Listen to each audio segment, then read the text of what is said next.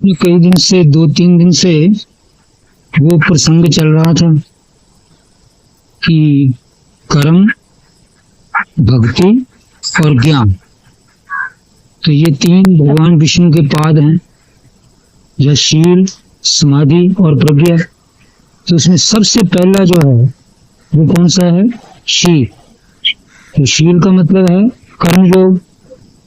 तो यदि आदमी कर्म योग ठीक रीति से करेगा तो पहले आदमी का मन वहां से टिकना शुरू हो। छोटा मोटा भी काम करना तो उसको ध्यान से कर।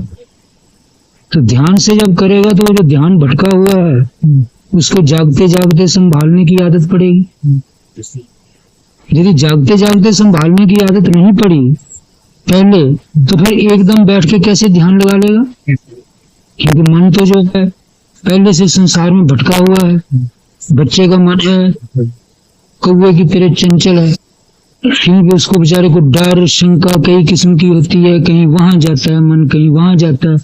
आपके साथ बात कर रहा है, कहीं आवाज आ गई, डर गया, उधर भी देखने लग गया। फिर कोई पीछे से आदमी आ गया, अचानक डर करके उसको भी देखता है। तो उसका जो ध्यान है वो कई जगह बटा हुआ होता है। तो इसलिए ये है कि वो जो बटा हुआ ध्यान है वो बचपन से, अब सारे हम एक बार बच्चे थे तो बचपन से सबका ध्यान बटा हुआ है। तो अब जिस वक्त आप अकेले कहीं अपने शांत चित्त होकर ध्यान करने लगोगे तो ये मतलब नहीं कि मन हमारा कोई पक्षपात या लिहाज करेगा। वो तो जैसा उसका रास्ता बना हुआ है उसी के अनुसार उस पर उसकी गाड़ी चलेगी। तो उसको यही है कि आप ध्यान में बैठे रहो, कभी कान से सुनने जाएगा, कभी आंख से देखने के लिए लपकेगा, कहीं बाएं से कुछ बोलेगा, कहीं अंदर से कुछ सोचेगा। इसका नाम है भटकना या इसका नाम है विक्षेप। तो अब इस हालत से जो विक्षेप वाला मन है वो ध्यान नहीं कर सकता, वो ध्यान से उल्टा होता है। तो अब ध्यान हटाना शुरू कहाँ से किया जाएगा? तो बाहर का जीवन जो सादा दुनिया के बीच में मिल करके जीते हैं ना सबके साथ, उसी से ही अपना अभ्यास शुरू कर। अब जैसे ये सब काम तो करने पड़ते हैं, अपने देह के भी, उम्र के भी, सोसाइटी के, समुदाय के भी।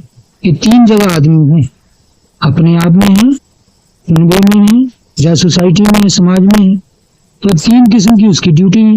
वो की ड्यूटी है नहाना धोना और देह को साफ रखना, इसको किसी तरीके से तंदुरुस्त स्वस्थ रहता है। और इसी देह के बीच में फिर मन है, उसको भी ठीक रखना। तो ये सब एक आदमी का, अपने एक अकेले का। इसमें दूसरा कोई साथी नहीं है, ना कोई कुनबे वाला और ना कोई समाज वाला। अच्छा, दूसरी उसकी कुनबे की ड्यूटी है, चलो जैसे बाल बच्चेदार है तो उनके लिए भी सोचेगा। फिर उसके लिए वो समाज के भी कुछ कर्म करता है, तब वो दुनिया सबके बीच में रहता है। तो अब तीनों ठिकाने पर जो कर्म है, इन कर्मों को वो सावधान होकर पहले वो करना सीखेगा तो पहले ध्यान उसका वहीं डटना शुरू होगा। सवेरे सबसे पहले उसके कौन से कर्म होते हैं? पहले उसके कर्म वो हैं जो कि शरीर संबंधी, अपने देह के।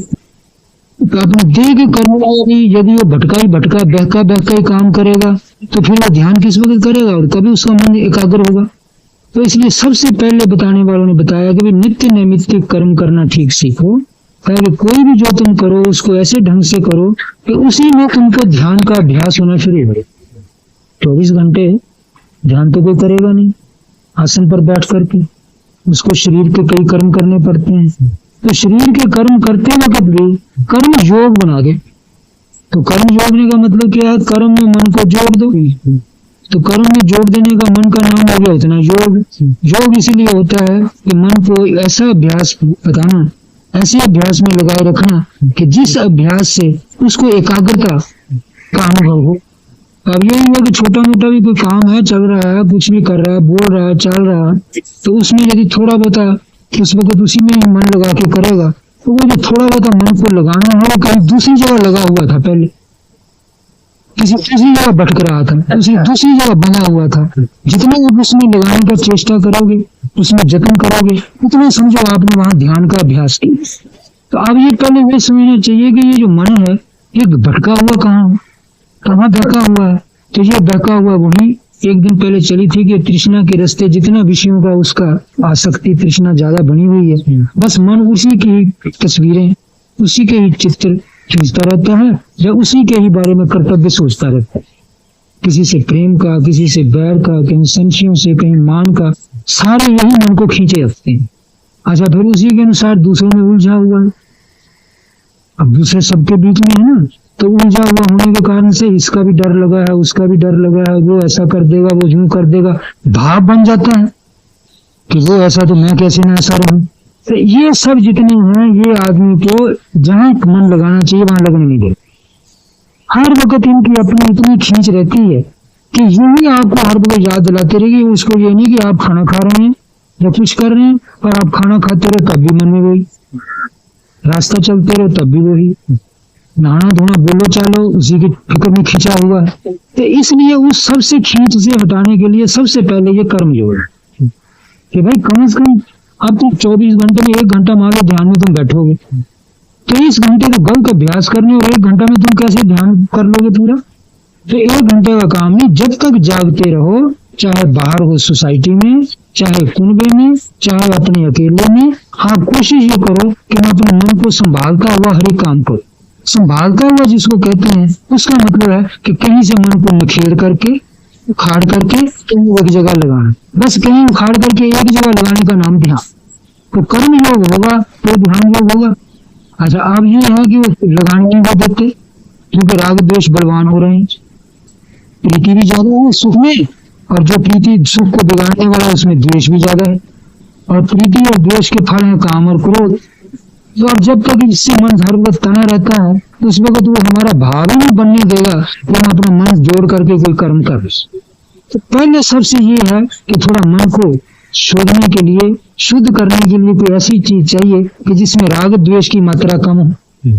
तो ये पुराने लोगों ने इसके लिए मैत्री अभ्यास बताया, ये अब नई चीज है।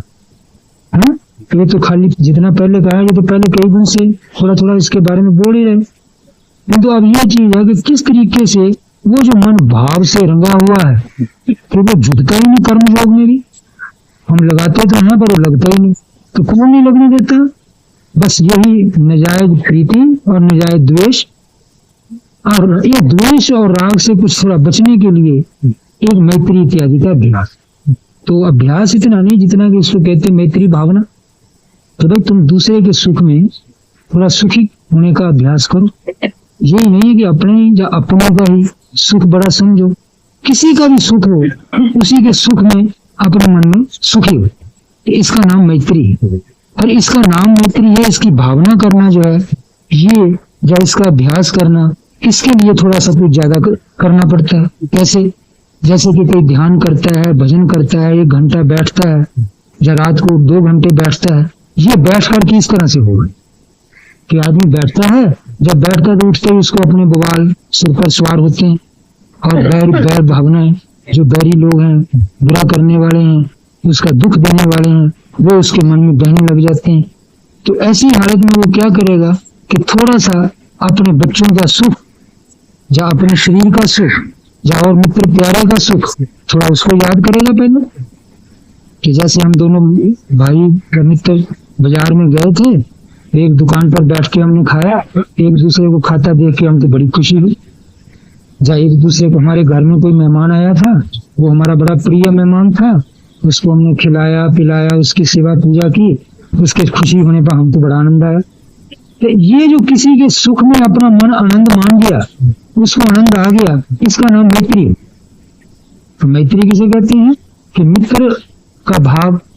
मित्र किसे कहते हैं कि एक की भलाई में दूसरा भी भला चाहे, तो यह होता है मित्र भाव। तो अब वो है कि उस अगले को सुख दे करके, या अगले का सुख देख करके आप भी सुखी हो जाना, तो इसी को कहते हैं मित्र का भाव या मैत्री। तो मित्र के भाव से वो दुष्टता का भाव हटेगा। और दुष्टता का भाव क्यों बना है कि अपने में घिरे हुए होने से। अपने में घिरे हुए का नाम राग है। तो अपने में घिरे हुए का मतलब क्या है कि सुख के लिए, कि मेरे को जिससे सुख मिलता है बस वही दिमाग में घूमती रहती है फोटो, और जिससे मुझे दुख मिलता है उनसे भी बैर होता है। तो ये राग द्वेष का आदत। तो ये राग द्वेष वाला मन जो है ये मैत्री इत्यादि भावना के बिना शुद्ध नहीं। तो जो बताने वाले आचार्य लोग हैं वो बता गए हैं कि ध्यान तब बनेगा चाहे कर्म में जोड़ने का अभ्यास करो, चाहे अकेले बैठने का, जब कि मैत्री इत्यादि से मन थोड़ा शुद्ध हो। तो अब मैत्री कैसे शुद्ध करनी, मैत्री का कैसे अभ्यास करना, मैत्री का कैसे भाव बनाना, तो ऐसे ही बनेगा कि थोड़ा पहले मैत्री भाव को अपने मन में टटोलना, पहचान कि मैत्री भाव कहाँ होता है। मैत्री भाव वहां होता है कि जहाँ कोई अपने इष्ट मित्र प्यारे को कहीं सुख दिया और सुख दे के अपना मन उसी के सुख को देख के खुशी हुई। इसका मतलब दूसरे के सुख में सुखी हुआ नहीं, पर जो दूसरा था भी वो कौन था? वो हमारा इष्ट मित्र प्यारा लड़का चाहे कोई, उसके सुख में तो सुखी है पर दूसरों के सुख में सुखी नहीं। दूसरों के सुख को देख के जलता है, खराब करना चाहता है। दूसरे के सुख को देख के जलता है, इसका नाम ईर्ष्या है। और दूसरे के सुख को देख करके उसको बिगाड़ना चाहता है, इसका नाम मत्सर है। तो ईर्ष्या और मत्सर की आग में वो जल रहा है। और अपने जब है तो बड़ा आनंद होता है। तो अब यही अभ्यास है कि जैसा भाई अपने में किसी को सुख देने में अपने मन में खुशी हुई ना, ये खुशी तो मन में पहचान लो, इस खुशी को मन में बसाए रखो और आदमी बदलते जाओ। कभी किसी की याद करो, कभी किसी की याद करो, कभी किसी की याद करो।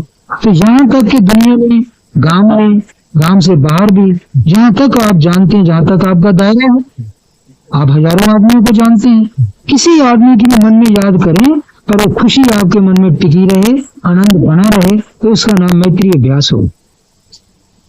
जैसे कि अब बच्चे का सुख याद करके मन खिल गया ना, तो इसी तरह मान लो कि मोहल्ले वाला पड़ोसी है, उसको भी याद किया, हाँ भाई वो सुखी है, तो उसका सुख याद करके भी मन खिला ही रहे, उसका सुख याद करके मुरझाए नहीं। यदि उसका मन सुख याद करके मुरझा गया और दुखी हो गया, मैला हो गया, रंज मानने लग गया, तो मैत्री नहीं रही, वो द्वेष आई। तो हमें ये चाहिए कि अपने मन को छोटे छोटे दायरे में बंधे हुए थे, अब भगवान के बड़े दायरे में पहुंचाना है ना, तो छोटे दायरे से निकलना पड़ेगा। छोटा दायरा यही है अपने देह का और अपने कुंडे का या अपने मित्र प्यारों का। तो इससे निकलने के लिए क्या है कि भाई जहाँ मित्र प्यारे नहीं है उस दायरे में भी पहुंचो, तो वो दायरा भगवान का कहा। तो क्या हुआ फिर कि हाँ भाई देखो मेरा बच्चा खेल रहा था खा पी करके, उसकी चेष्टाएं, उसकी हरकतें देख के मन खिल रहा, तो उस खिले हुए मन को पहचान लो कि इसका नाम खुशी होता है, इसका नाम सुख है। बस मना ये सुख 2 घंटे तक तुम्हारे मन में बैठा रहे और आदमी बदलते गए। बच्चा हटा लो, बच्चे की याद भूल जाओ, मित्र की ले आओ, पड़ोसी की लाओ, एक एक की याद लाते लाते ये महसूस होता रहे कि ना भाई वो सुख का खिला हुआ भाव मेरे मन में जो मौजूद है। पर कहाँ बिगड़ना चाहेगा वो? तो जहां पर आपको कोई दुख देने वाला, आपका बुरा चाहने वाला, जिससे आपको शंका है, जैसे उसकी याद आएगी बस वो खुशी नहीं रहेगी, तो समझना इसका नाम द्वेष। ये मेरे मन में उसके कि मैं इसका सुख नहीं चाह सकता, क्यों कि ये आदमी जो है मेरे को बुरा करने वाला है, मेरा दुख चाहने वाला है, इसके सुख में मैं खुशी क्यों हूं? पर ये आपका हीन तुच्छ भाव है। क्यों कि इसलिए आपका भाव मैला हो जाने से ये बात नहीं है कि उसका सुख बिगड़ जाएगा, वो तो अपने कारण से ही है। खाए पिए का सुख है, चाहे बाल बच्चों में उसको बैठने का सुख है, बड़े लाभ का सुख है, धन माया उसके पास है, उसका सुख है। कोई भी जो उसका सुख है वो तो अपने कारण है। आपने उसके सुख को याद करके अपना मन मैला कर लिया तो उसका सुख भागेगा कहीं नहीं, उसका बिगड़ेगा नहीं। पर आपका मन मैला होने से आपके अंदर वो द्वेष सवार हो गया। तो ऐसी हालत में बोल बोल करके अपने मन को जिगावे, तेरे मना उसके सुख याद करने से तू दुखी हो गया, रंज में आ गया, तो तूने अपने मन की भद्दी हालत बनाई, उसका तो क्या बिगाड़। तो जैसे बच्चे के सुख को देख के खिला हुआ था, मित्र प्यारे के सुख को देख के हंस रहा था, और भी अपने भाई बंधु जो सुख देने वाले हैं उनके सुख में ये सुख टिका हुआ था, तो उनके सुख में भी टिका ही रहे। तो तब समझा जाएगा ये मैत्री भावना। और यदि वो उसमें बिगड़ेगा किसी के, तो बस उसी जगह बिगड़ेगा कि चाहे तो वो आपका प्यारा नहीं है, चाहे आपको दुख देने वाला है। तो उसको संभालते संभालते घंटा 2 घंटे उस सुख को संभाले रखो, आदमी बदलते जाओ, हो सके तो कम से कम जे तक तो पहुंच जाओ, प्रांत तक पहुंच जाओ, या हिंदुस्तान के दूसरे कोने तक पहुंच जाओ कि एक भी ऐसा आदमी नहीं है कि जिसकी मैं याद करूं और ये मेरा सुख मन से उतर जाए। तो यदि दूसरों के सुख में आपका मन सुखी बना रहा ना, तो ये आपने काफी मैत्री भाव कमा लिया। तो ऐसे मैत्री भाव की कमाई करते करते यदि इसको और व्यापक बनावे, तो कितना व्यापक बने कि दुनिया में भी एक भी आदमी ऐसा नहीं है कि जिसका सुख को याद करके मैं दुखी हो जाऊं। पर दुनिया में बहुत से आदमी ऐसे हैं कि जिनके सुख में आपकी सम्मति नहीं। जैसे मान लो हम किसी धर्म के हैं कोई दूसरे धर्म का है। तो ना भाई, हम तो हिंदू धर्म के हैं, हम तो फलाने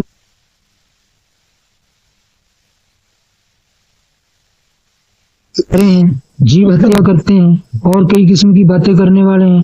तो इनके सुख में हम बड़ा कैसे सुखी हो जाए? तो देखो, मन अंदर भाव ये होगा तो उस हालत में ये मेला पड़ना चाहे, परंतु इसका ये मतलब जो है जरूर कि ठीक है, उनके धर्म में हमारी सम्मति नहीं है, मारने में, काटने में, दूसरे का बुरा करने में, पर इतना है जहां तक सुख का भाव है, उसके सुख में हमको दुखी होने की भी क्या जरूरत है? तो अपने मन को समझाना पड़ेगा ना कि सुख चाहे किसी कीट पतंग में भी है, चाहे सांप में भी है, किसी के सुख को हम बिगाड़ने के लिए क्यों सोचें? तो इसलिए यही नहीं कि मनुष्य मात्र के सुख में सुखी होने का नाम मैत्री है। चाहे कोई आपको सांप है, बिच्छू है, कोई किसी किस्म का भी है, सुख तो सब में एक ही है। जैसे पानी है, चाहे इस कुएं का है यदि पीने लायक, चाहे दूसरे कुएं में, पानी तो सर्वत्र पानी है। तो आप यदि कहेंगे ना जी मेरा पानी तो ठीक है, दूसरे के पानी से मैं द्वेष करता हूँ, तो आप समझो पानी से द्वेष किया तो आपका पानी से भी होगी। तो इसी तरह सुख रूपी जो जल है, जिस वक्त किसी के हृदय में छाता है तो आनंद आता है, उसमें बुद्धि भी जागती है और सब प्रकार से मालूम होता है हाँ जीना बढ़िया है। पर जिस वक्त ये सुख नहीं होता तो आदमी को जीवन की इच्छा भी नहीं होती। तो अब ये सुख जैसे मेरे को प्यारा लगता है, वैसे दूसरों को भी लगता है। यदि आप दूसरों से आप सुख में द्वेषी बनेंगे, बैरी बनेंगे, तो ये अपने सुख को ही आप मैला कर रहे हैं, उसका सुख आप बिगाड़ेंगे नहीं। तो इसलिए जहां तक सुख का संबंध है, कोरे सुख का, वहां तक भाई हम किसी के सुख के भी बैरी नहीं। जब किसी के सुख के बैरी नहीं है और उसके सुख में हम सुखी होते हैं, तो 1 घंटा यदि 2 घंटा कहीं रात में या दिन में किसी वक्त भी बैठ के आप अकेले में जबकि फुर्सत मिली हुई है चिंतन करते रहेंगे, तो ये बड़ी बढ़िया ब्रह्मा की भक्ति है। क्योंकि ब्रह्मा किसे कहते हैं? जो जगत का पिता, जो और बढ़ के कहें का पितामह। तो ब्रह्मा जो है, जो जगत का पिता है सबका, तो पिता अपने बच्चों के सुख में दुखी नहीं है। तो वो कोई भी जीव है, कीट पतंग से लेकर के मनुष्य तक, और छोटे एक हीन मनुष्य से लेकर के बड़े ऊंचे मनुष्य तक, वो सबके सुख में सुखी है कि चलो मेरे तो सारे बच्चे हैं क्योंकि मैंने सारे रचे हुए हैं। तो ब्रह्मा जैसे सबके सुख में सुखी होता है, ऐसे भाव आपके अंदर वो आ कि किसी का भी सुख हो, उसके सुख में हम पहले तो दुखी नहीं है, फिर दुखी नहीं है किंतु दूसरे के सुख में सुखी भी। तो जब इस प्रकार का भाव आ गया तो कहते हैं कि चाहे वो कैसा भी पाप कर्मा हो, उसने पीछे कुछ भी किए हैं, यदि ऐसी भावना को लोग मर जाता है तो वो आदमी ब्रह्म लोक में जाता है। उसका मतलब क्या है कि उसको उत्तम गति मिलती है। पर ये खाली इतने तक ही तो नहीं टिकेगा, तो जहां तक अपने इसका विचार किया इसके आगे भी बढ़ना है। तो इससे तो यही होगा कि द्वेष वाला मन थोड़ा साफ हो जाएगा, क्योंकि दूसरों के सुख को देख करके सहन नहीं कर सकता और दूसरे के दुख में हंसता है, दूसरे की अच्छी चीज को देख के उसकी निंदा करता है और बुरी चीज को बढ़ा चढ़ा के कहता है। तो ये 4 धर्म जो है ये ब्रह्मा के विपरीत, कि किसी के सुख में दुखी होना और किसी के दुख में सुखी होना। जैसे कि मान लो अपना बुरा करने वाला है, वो दुखी हुआ तो हाँ ठीक है, इसको दुखी होना चाहिए, ऐसा कहता। क्यों? ये पापी आदमी था जो मेरा बुरा चाहता। तो देखो, ये दूसरे के दुख में सुखी होना ये अच्छा भाव नहीं है। होना क्या चाहिए? जैसे दूसरे के सुख में सुखी, ऐसे दूसरे के दुख में